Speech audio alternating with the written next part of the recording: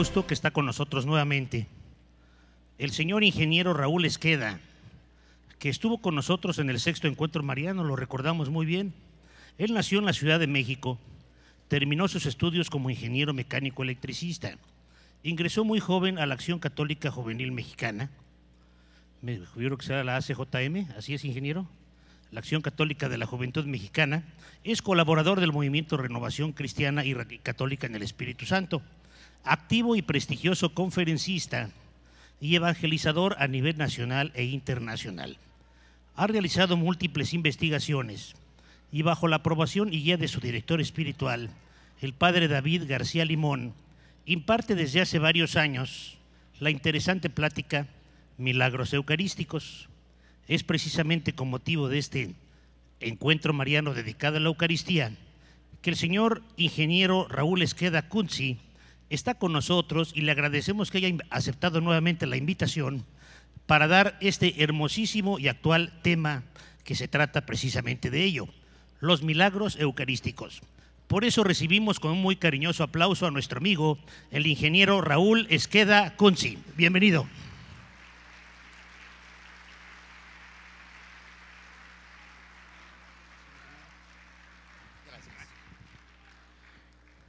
Buenas tardes.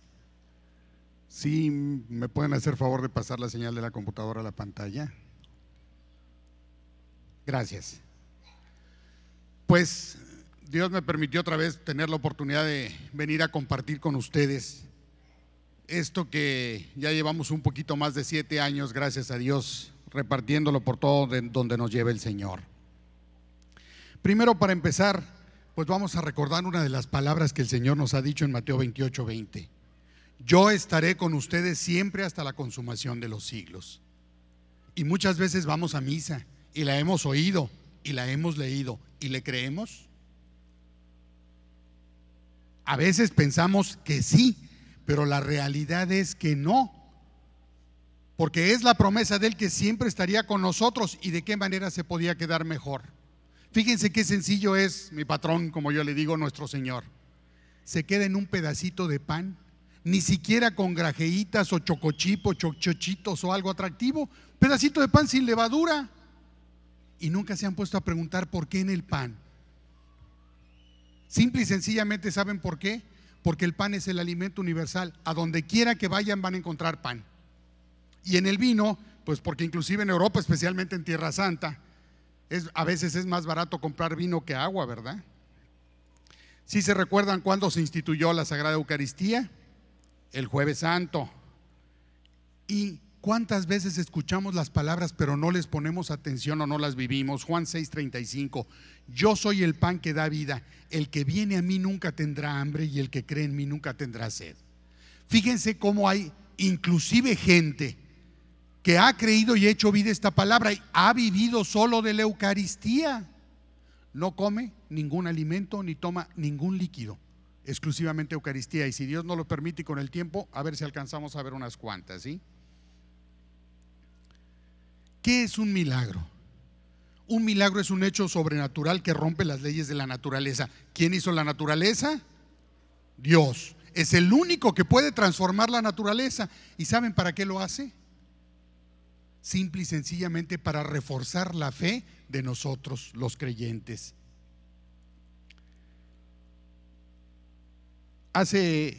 Recordando un poquitito San Juan Bosco, ¿sí? San Juan Bosco es uno de los santos que más se dedicó en el Señor a atender a los niños, allá por 1861. San Juan Bosco tenía una gran bendición. Saben que el Señor le hablaba a través de sueños proféticos o le daba mensajes de lo que iba a suceder. Fíjense nomás para que se den una idea. San Juan Bosco por intercesor realizó más de 800 milagros en toda su vida y tuvo más de 191 sueños proféticos. Y por allá por 1861 recibió un sueño donde le decían: a fines del siglo XX habrá caos en la tierra. La iglesia, que es el bote de Pedro, hasta que no lo ancle en los dos pilares principales que son la devoción a la Virgen y la devoción a la Eucaristía. Y si se fijan, ¿qué es lo que hemos recibido de entonces a la fecha? ¿Cuántas veces hemos oído de apariciones de la Virgen? Como en Lourdes, como en Fátima, como en Medjugorje, como en Atlanta, como en muchos lugares. ¿Y cuántas veces hemos oído de milagros eucarísticos? que vuelve a ser el cimiento que nos da el Señor. ¿Cuál es el mensaje? El mismo de siempre: ser asiduos a la Eucaristía, rezar todos los días y confesarnos y arrepentirnos de todos nuestros pecados. Si se fijan en la imagen, está un barco que es el bote de la iglesia, donde está el Papa al frente, y se ven un montón de barquitos y de gentes alrededor que tratan de hundir el barco. ¿Se acuerdan por allá por finales de 1999 y 2000 había caos en la iglesia? Y hasta la fecha empezaron a acusar a los sacerdotes de pediastras en Estados Unidos, empezaron a atacar al Papa, que ya estaba muy viejo, que ya se jubilara, que ya no tenía nada que hacer.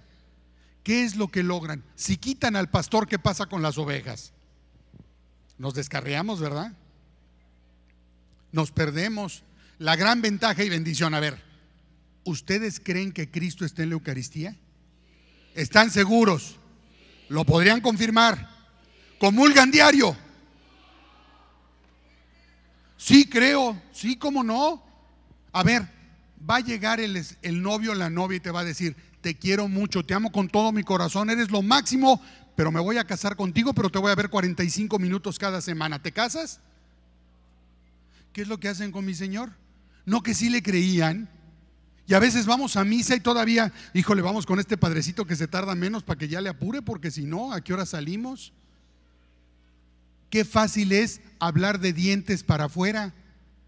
Hace un tiempo invitamos a un hermano evangelista a un curso de renovación. Y al salir nos dijo: todo está muy bien, me agrada mucho lo que dicen. Dijo: solo tengo dos cosas contra los católicos. Primera, si yo creyera que Cristo está vivo y presente en la Eucaristía, por lo menos iría a verlo 15 minutos diario y me alimentaría con Él. Dijo: y segunda, van a una celebración, una fiesta que es la misa, y salen con unas carotas que parece que si los hubieran regañado. Ese es el testimonio que estamos dando y decimos que creemos en Cristo. Vamos a empezar. Primer milagro eucarístico del que tenemos presencia física. No quiere decir que el Señor no haya hecho milagros antes de esto, pero del cual tenemos presencia física y está considerado como uno de los más grandes milagros, no porque el Señor haga milagros grandes o chiquitos, sino por lo que en realidad nos dejó. Este sucedió en la ciudad del Anciano, Italia, en el año 700. Miren, había un monje. Bueno, primero, Lanciano es una ciudad que está a 220 kilómetros de Roma y su nombre significa lanza. Van a ver al ratito por qué. Había un pobre sacerdote, un monje basiliano, que dudaba de Cristo en la presencia de la Eucaristía y le pedía a Dios con todo su corazón que lo liberara de esta prueba, que le devolviera su fe. Y justo precisamente en el momento en el cual él estaba consagrando, a la hora de decir las palabras de la consagración, la hostia se convierte en carne. Ahí pueden apreciar y detalles increíbles. Si se fijan, la hostia tiene como piquitos alrededor. ¿Qué sucedió? Que en el año 700 no había refrigeradores ni hieleras. ¿Qué fue lo que hicieron? Que agarraron la carne y para que no se enjutara, para que no se encogiera, la clavaron sobre una tabla. Volvieron a crucificar a nuestro Señor. También el vino se convierte en sangre y ahorita lo van a apreciar mejor. Fíjense que en una investigación científica en el año de 1970 se determinó primero que la carne es verdadera carne humana, ¿sí? Es parte del miocardio del corazón humano, o sea, de la pared del corazón, pero contiene todos los elementos de un corazón, ¿sí? Además tiene el tipo de sangre AB. Aquí podemos determinar y podemos ver, si se fijan, son 5 bolitas amorfas, lo que es la sangre que están en el cáliz. Se determinó en la investigación científica de 1970 que la sangre es verdadera sangre, que es sangre humana y que es del tipo AB. Primer detalle que tenemos: ¿qué tipo de sangre era la que tenía nuestro Señor Jesucristo aquí en la tierra? Que bueno, ya aprendieron. Confirmado. ¿Qué tipo de sangre creen que tiene la sábana santa de Turín? Entonces ya para qué les doy la plática si ya se saben todo. Fíjense una cosa, en los milagros, si el Señor es el dueño de toda la naturaleza, no tiene por qué repetir milagros, y además hay tantas diosualidades porque no son casualidades. Si ahorita agarráramos un pedazo de corazón, hiciéramos un corte con rayo láser, que es lo máximo que tenemos, ya ven las operaciones que hacen, no quedaría tan perfecto como el que se hizo en el año 700, nomás que en el año 700 no había esos instrumentos. Las gentes que saben de medicina alcanzan a apreciar en estas ampliaciones microscópicas que está el nervio vago y que hay muchos otros elementos del corazón. Fíjense además, la preservación de la carne y de la sangre en su estado natural por más de 13 siglos sin ningún preservativo químico, que además han sido expuestas a la acción de agentes atmosféricos y biológicos. Si se recuerdan, la hostia donde se veía al principio se ve deteriorada del centro por lo mismo. Hasta ya por el año 1516 fue cuando la pusieron en una custodia, ¿sí? Y por eso se deterioró. En la sangre se encontraron proteínas en la misma proporción que se encuentran en la sangre fresca normal. Además, fíjense, es bien significativo esto. ¿Ustedes se acuerdan de una persona que le traspasó el corazón a Cristo en la cruz? ¿Cómo se llama? ¿Cómo? ¿Y Longinos era bueno o malo? Malo. Fíjense qué tan malo era. Longinos era un soldado romano sumamente debilucho, porque casi no veía de un ojo, y del otro también estaba perdiendo la vista, tenía mucha debilidad visual. ¿Ya vieron la película de la Pasión de Cristo? Bueno, ¿qué sucede cuando Longinos ve que María está sumamente preocupada porque van a dar ya las 3 de la tarde y el capitán de los romanos ordena que le rompan las piernas a los crucificados? Longinos inmediatamente se adelanta viendo el sufrimiento de la Virgen María y le dice: no, él ya está muerto. ¿Y qué le dice el capitán? Compruébalo, y le avienta la lanza. Pero Longinos lo hizo por la Virgen. Longinos agarra la lanza, traspasa a Cristo en la carrera, por eso del otro lado del costado. ¿Y qué sucede cuando lo traspasa?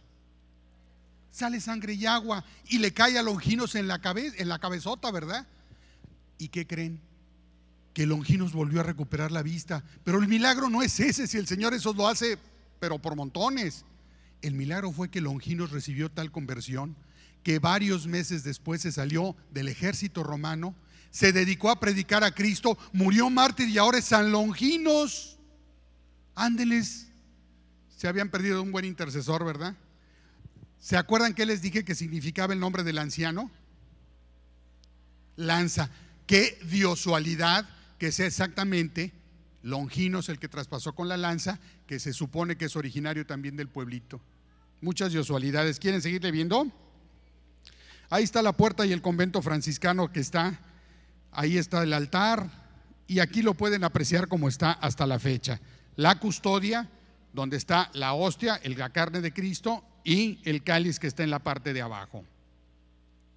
Además, fíjense otra diosualidad. Ana Catalina Emmerich, una mística alemana que vivió de 1774 a 1824, religiosa agustina, primer mujer que les platico, que a pesar de estar inválida y estar tan enferma, vivía la pasión de Cristo intensamente, y ella se alimentó los últimos años de su vida solo de la Eucaristía. Pero además vivió tan intensamente la pasión porque el Señor le regaló muchos dones, como son visiones, los estigmas, la locución y el éxtasis, y le permitía ver la pasión y vivirla, a tal punto que escribió un libro que se llama La dolorosa pasión de Cristo. Inválida y estigmatizada, después de que fue exclaustrada cuando Napoleón invadió Alemania, todavía antes de morir terminó de escribir el libro, y un escritor después ya nomás lo ordenó y lo apiló. Fíjense que por ahí un tal señor Mel Gibson un día estaba haciendo oración en su oficina, pidiéndole a Dios qué película podía hacer, y diosidencialmente, ¿qué libro creen que le cayó sobre el escritorio? La dolorosa pasión de Cristo. El señor Mel Gibson, que además es católico comprobado, inclusive él trabaja mucho con los legionarios de Cristo, es esposo de una sola mujer y tiene 7 hijos, tomó el libro Feliz de la Vida, se fue a Hollywood con sus amigotes y les invitó a hacer la película. ¿Cuántos creen que lo apoyaron y lo ayudaron? Ninguno. Sean, ¿estás loco? ¿Para qué haces la pasión de Cristo otra vez? Fíjense hasta qué punto llegó en docilidad y obediencia. Hizo la película, y hasta que no fue autorizada en la Santa Sede, hasta que el Papa que la vio y los cardenales que tiene para la Sagrada Congregación de todo lo que es comunicación, la autorizaron, fue cuando la proyectó. Todavía cuando un rabino o varios rabinos judíos protestaron porque dijeron que ahí estaba culpando a los judíos de que habían matado a Cristo. Se esperó hasta que hubiera todo el discernimiento y autorizada la salida de la película. ¿Saben qué dijo su santidad cuando la vio? Dijo: nomás está escribiendo la verdad. Además, a ustedes no les han dicho de repente que Mel Gibson es un exagerado, que realmente exageró poniéndole tantas llagas a Jesús. ¿Sí? ¿No se los han comentado? Fíjense nada más. Dice el maquillista de la película que a Jim Carrey ya no le quedaba ningún lugar donde ponerle más cicatrices. ¿Saben cuál es la realidad? Solo le pusieron el 40% de las heridas que el Señor sufrió, de acuerdo a la sábana santa de Turín. Le fue revelado a una santa que el Señor recibió más de 5,300 azotes. 40%, imagínate. ¿Y sabes qué? Si te acuerdas de ese azote en el cual el soldado romano le está pegando y se le queda clavado el gancho y lo está jalando, cada que yo lo veo me acuerdo de cada uno de mis pecados, porque parece que yo soy el que estoy golpeando cuando estoy pecando a Cristo. Qué de diosualidades con los milagros, ¿verdad? ¿Les platico de otro? Ferrara, Italia, en el año de 1171, fíjense. Aquí estaba el padre Pedro de Verona un domingo, el 28 de marzo, en Pascua. No nos dice que el padre Pedro de Verona tuviera dudas. Sin embargo, en el momento de partir la hostia, esta se convierte en carne y salpica la sangre en el domo posterior. Si ustedes ven, hay una imagen de representación ahí, donde él, imagínense al pobre padrecito que fracciona la hostia y se le convierte en carne, y además parece una arteria que se tronó y que brota toda la sangre al techo. La foto del otro lado se ven las manchas, no sé si les alcancen a apreciar. En la siguiente foto las ven mayor, ¿sí? Además, una de las cosas de las diosualidades, cuando estaba sucediendo el milagro, mucha gente vio en el altar a un niño. Cuando el Señor permite a veces que sucede el milagro, se aparece el niño Jesús, y motivo por el cual se empezó a venerar a la Virgen del Perpetuo Socorro. Además, miren qué hermosa imagen instituyeron: Nuestra Señora de la Preciosísima Sangre. María siempre con su cabeza agachada, presentando a Jesús en el centro, y Jesús con su cáliz. Es bien importante hacer notar, fíjense bien, no sé si se han visto en la imagen del Perpetuo Socorro. ¿Ven la carita de Jesús? ¿No la ven? Pues contéstenme, si no, no sé. Yo aquí no veo. ¿Sí la ven? ¿Está contento? Para nada, está bien triste. ¿Por qué? Porque el ángel le está enseñando la cruz y le está enseñando el cáliz de lo que iba a vivir. Cuántas cosas que pasan y que vemos y que no nos damos cuenta, ¿verdad? Otro milagro, Ofidia, Italia, en el año de 1280. Miren, aquí había una mujer, Richanela Giacomo Staccio, una mula y una bruja. Ella estaba muy triste porque el marido se preocupaba más por la mula que por ella. Gracias a Dios que esto solo pasa en Italia, ¿verdad? No por estos lares en Cancún. Sin embargo, ¿qué es lo que creen que hace Richanela? Consulta a una bruja para que le ayude a recuperar el amor del marido. Qué tristeza es que siempre acudimos, en lugar de acudir al Señor del mundo, al que nos creó para que nos resuelva un problema o nos ayude a resolverlo, andamos buscando cosas alternas que no son de Dios. La bruja, fíjense, la bruja cree en el poder de la Eucaristía porque le pide que se robe una hostia, que la queme en una olla y que se la dé las cenizas a su esposo en una copa de vino. Richanela, imagínense cuánto amaba a su marido, porque esta mujer, ¿saben qué le hubiera pasado si la descubren robándose una hostia? Le toca leña verde. Yo me imagino que aquí hay muchas mujeres que serían capaces así de dar la vida por sus maridos, ¿verdad? No sé por qué donde quiera que voy siempre pasa lo mismo, se ríen. Pero bueno, fíjense lo que es la misericordia del Señor. Cómo por el amor de esa mujer permite que suceda un milagro para que ella recupere el esposo y recupere la fe.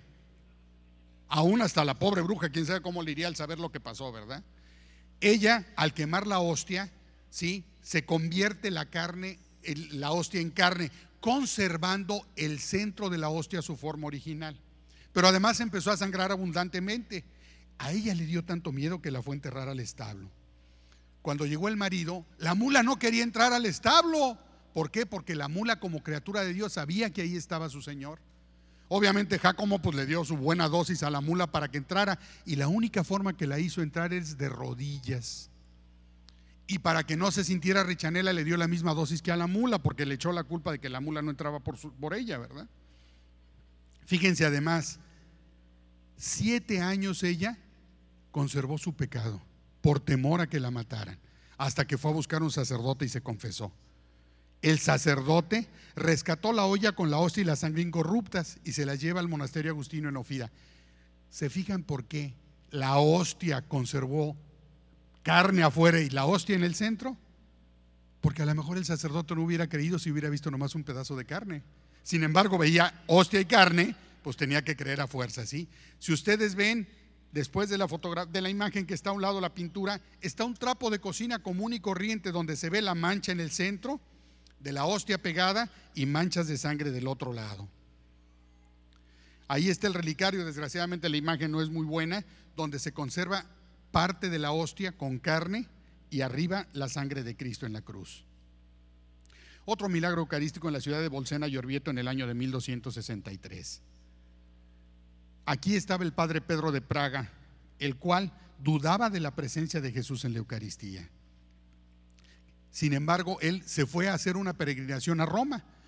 Iba él a la tumba de San Pedro a pedirle que intercediera por él para que el Señor le regresara su fe.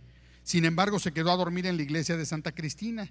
A la mañana siguiente, al momento de la celebración, justo al celebrar misa y decir las palabras "este es mi cuerpo", la hostia, el pan sin levadura, se convierte en carne y empieza a sangrar. Si ven, ahí está el corporal y se ven las manchas de sangre. Además, la sangre cae sobre el corporal abundantemente. El padre Pedro rompió a llorar por 2 motivos: de alegría y de tristeza.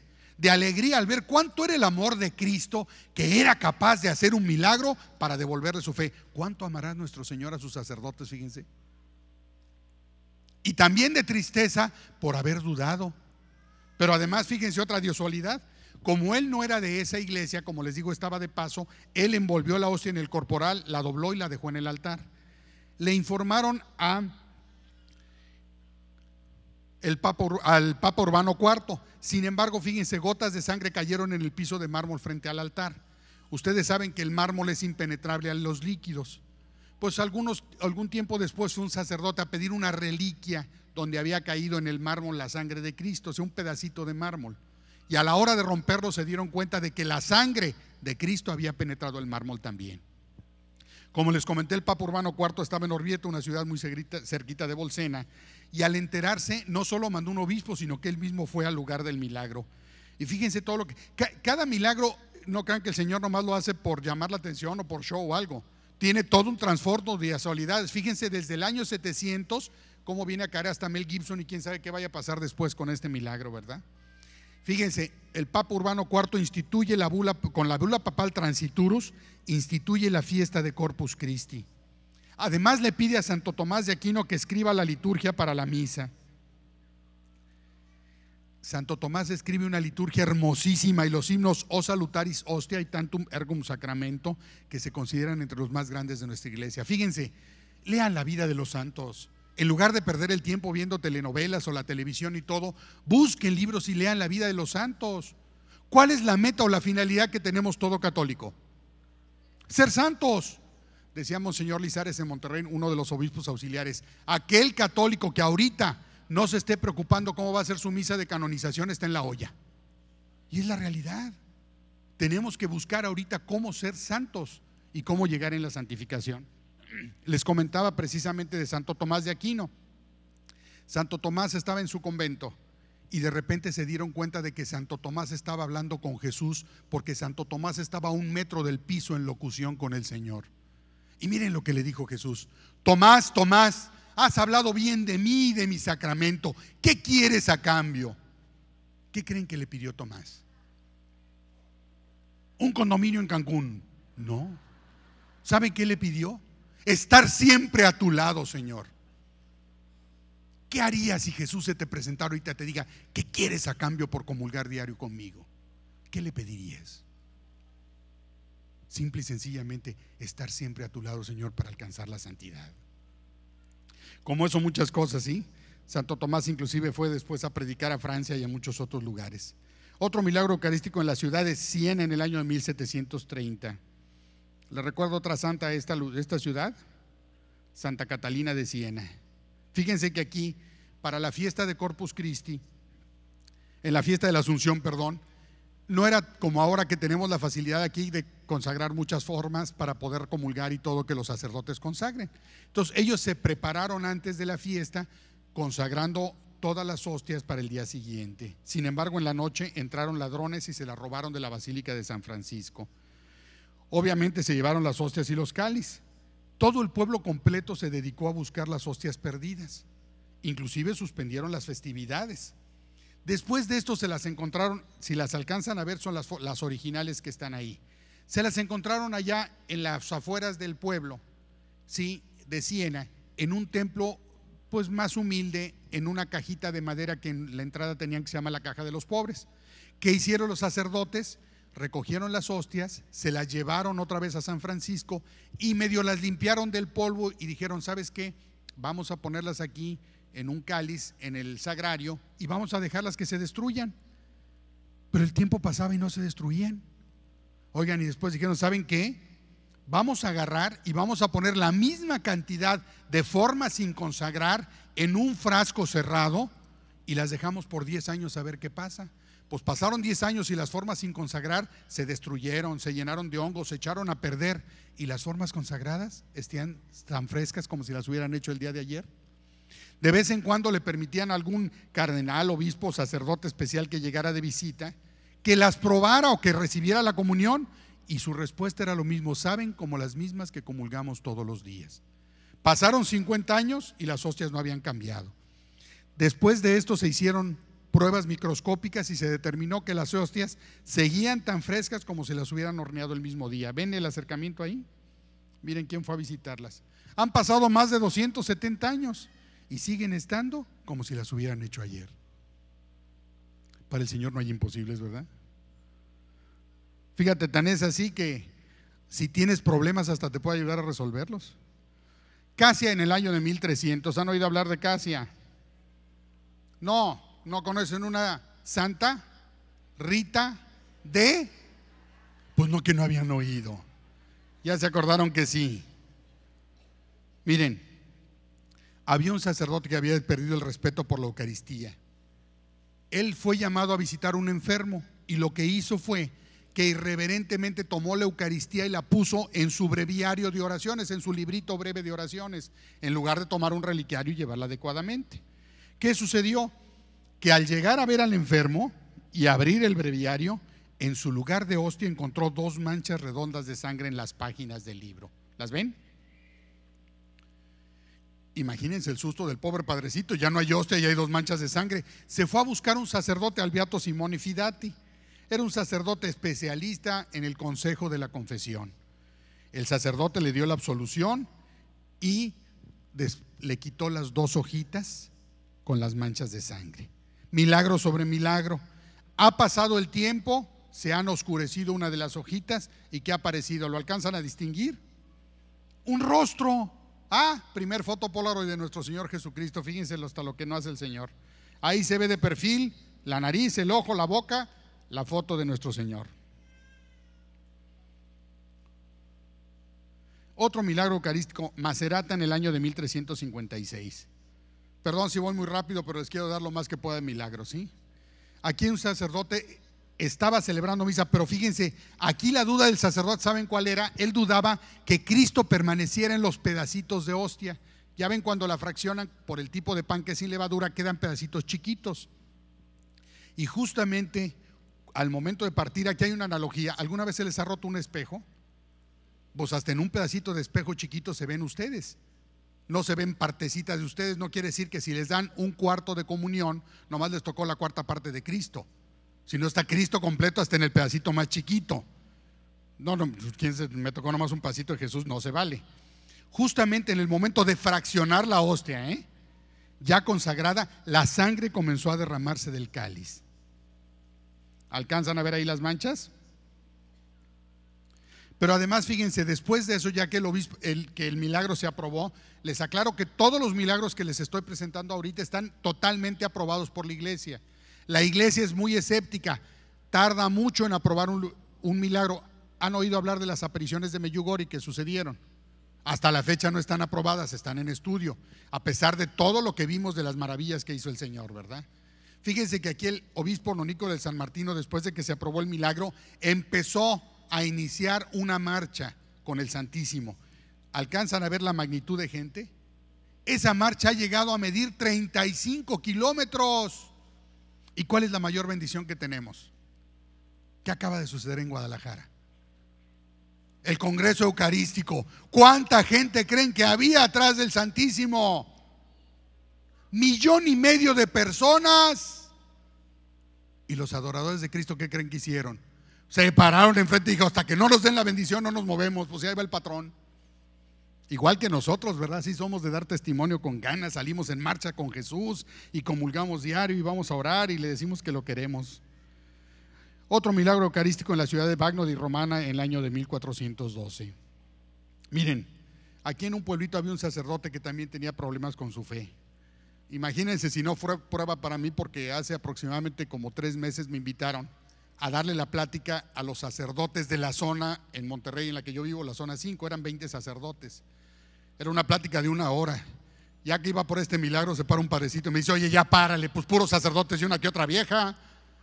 Le dije: sí, padre, pues es que es lógico, a lo mejor a muchos hombres nos pasó, pero no tenemos el valor para poderlo decir. Y aquí nos demuestra el Señor cuánto ama a sus sacerdotes, que es capaz de transformar un milagro por hacerlo. Cuidado, cuidado y no los cuidemos. ¿Ustedes han criticado a un sacerdote? Más les vale. Mentirosos. Dice la palabra del Señor: aquel que recibe un profeta o un sacerdote recibe premio de profeta o de sacerdote. ¿Qué pasará aquel que critica a un sacerdote o lo daña? Imagínate cuánto los ama Cristo, a pesar de que dudan o que tienen fe, que les falta la fe.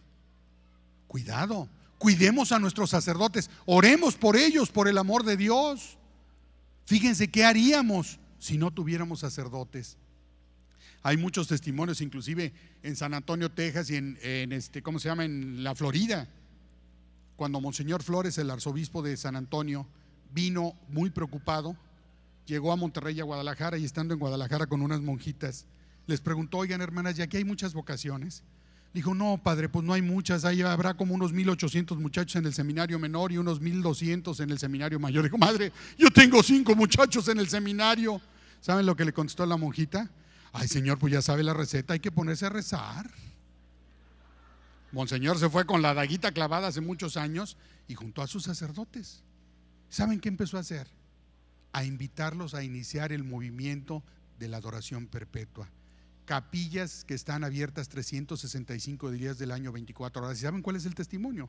Una capilla donde precisamente se habían matado 2 muchachas entre los 11 y los 17 años de pandillas de Estados Unidos. ¿Sí?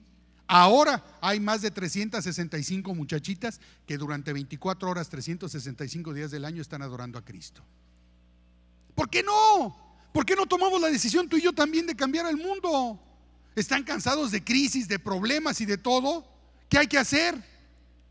¿Se acuerdan la profecía de San Juan Bosco? Ahí están los 2 pilares. ¿Ustedes tienen problemas? No tienen problemas, bendito sea Dios. Yo el único lugar que conozco en Monterrey es uno que dice Panteón del Roble. Ahí ya no y hay lotes vacíos. Yo les digo a los que les doy la plática: si alguno quiere ya no tener problemas, pues aparte su lote de una vez. Pero ahorita, ¿quién no me dice que tiene problemas? ¿Quién no trae crisis? ¿Quién no duda del esposo, de la esposa, o de los hijos, o drogas, o no sé cuántas cosas? ¿Qué hay que hacer? Ir con el patrón. ¿No que le creías que estaba presente en la Eucaristía? Pues vamos a demostrarlo. Fíjate que aquí, al celebrar la misa, el Padre, durante la consagración, cuando miraba dentro del cáliz, vio que el vino se había convertido en sangre. Pero fíjate aquí lo más increíble: la sangre empezó a hervir, palpitaba, latía, quiere decir que estaba viva. Imagínate cómo se derramó, que mira cómo está el corporal. Yo me imagino el pobre susto del padrecito al empezar a ver eso. Toda la gente que estaba presente, que le pidieron testimonio, ese era su mismo comentario: la sangre está palpitando, está latiendo, está viva.